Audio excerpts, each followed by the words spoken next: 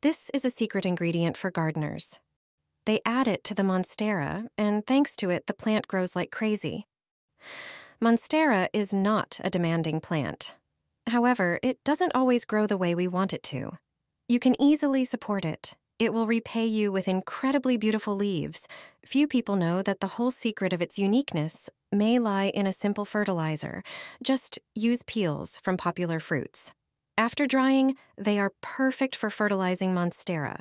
They contain potassium, phosphorus, calcium, silicon, and sulfur.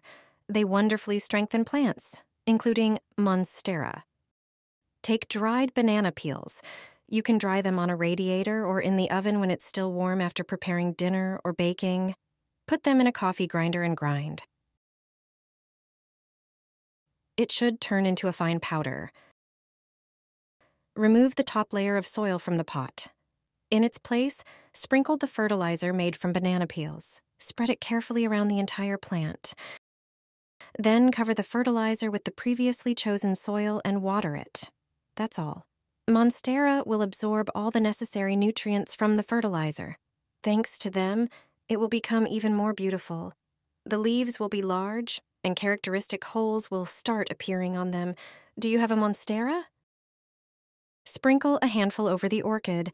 This fertilizer will make it bloom abundantly. You can have beautifully flowering orchids at home if you provide them with the right supplements. I'll show you how to feed orchids. With this fertilizer, they will produce many new buds, be healthy and robust. New flower stems will appear, even on old stems. You'll learn 2 methods that I use to fertilize orchids with one product. Here's the first method. Pour about a cup of rice into a pan and turn on the stove. Heat it in a dry pan for about 3 minutes. It should be lightly toasted but not burned. When it cools a bit, transfer the rice to a blender. Grind the rice grains. Transfer the rice flour to a jar.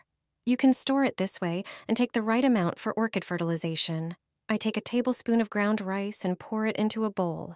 Then, I pour boiling water over it, mix and leave it to cool. During this time, the water will absorb many minerals from the rice. You can also use ground rice with cold water. Pour water into a glass with a teaspoon of ground rice. Leave it for some time to let the water absorb the most valuable elements from the rice. You can water orchids with this water. Thanks to this fertilizer, the orchid strengthens. You can give at least 5 tablespoons to each pot. It's enough to do this once a month. The second method is traditional, using raw rice. Pour water over the rice and let it stand. You can use warm or cold water in this method. In the case of cold water, always leave the rice in the water for a longer time. Use this fertilizer regularly, especially when orchids have flower buds. This way, you'll have beautiful flowers. Just 1 teaspoon of this spice is enough for orchids to be covered in flowers. This trick is used by orchid growers. Thanks to it, their flowers bloom all year round. Yellow leaves and withered stems may be a sign of serious fungi. It turns out that garlic is the secret ingredient that works great as a fertilizer for orchids. It contains many minerals such as phosphorus, iron, and potassium. It also has antifungal and antibacterial properties, acting as a protective shield against insects and mites. Take 3 cloves of garlic and crush them. Then, pour a liter of water and leave it overnight. The next day, pour the mixture into the flower pot. After 30 minutes, pour off the excess fertilizer. Garlic water can also be poured into a sprayer and used to mist the leaves. The scent of garlic and its antifungal properties protect the plant from diseases and pests. For busy individuals, there's also a simple recipe with granulated garlic. Just add a teaspoon of the spice to a liter of water, then mix the solution and water your plants with it. And that's it. Garlic infusions serve not only as protection, but also support growth and blooming. Garlic acts as a nourishing agent. It contains active substances and nutrients. Simply fertilize the orchids with it at least once every 2 weeks to make them bloom again. It's the only fertilizer I use for my orchids. They literally bend under the weight of the flowers. Just 1 teaspoon is enough to stimulate orchids to bloom. The plant will bend under the weight of the flowers. Forget about watering them with plain tap water. This homemade fertilizer will work much better. Orchids are very finicky plants. Providing them with the right conditions for blooming is very demanding. It turns out that just 1 teaspoon of this powder mixed with water is enough for the plant to grow beautiful and healthy. Water the orchids only when their substrate becomes dry. It is generally accepted that this plant should receive a portion of water at intervals of a few days, but no less frequently than once every 2 weeks. Don't water them with plain tap water alone. Prepare a homemade mixture that will make them start blooming. Put a tablespoon of gelatin in a bowl, then pour warm water over it and stir until the powder dissolves. Gelatin is rich in nitrogen. It is thanks to it that plant roots become stronger and develop faster. In addition, regular nitrogen fertilizer feeding causes the plant to grow more vigorously and produce flowers more often.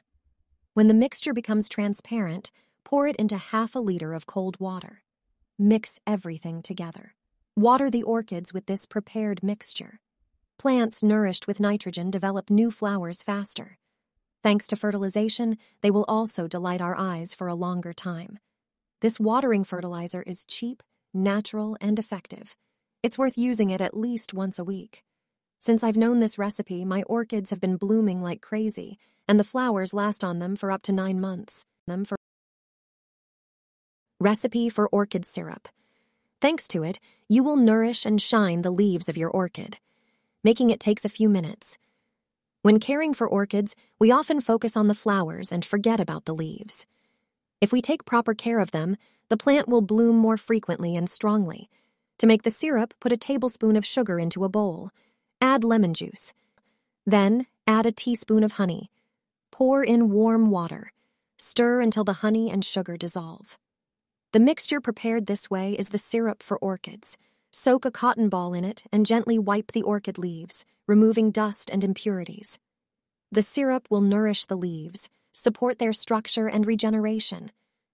They will absorb more sunlight, which will have a positive effect on the plant's growth. This recipe is a great alternative to chemical shine-enhancing products that can be bought in gardening stores. Gardeners never throw away used dish sponges.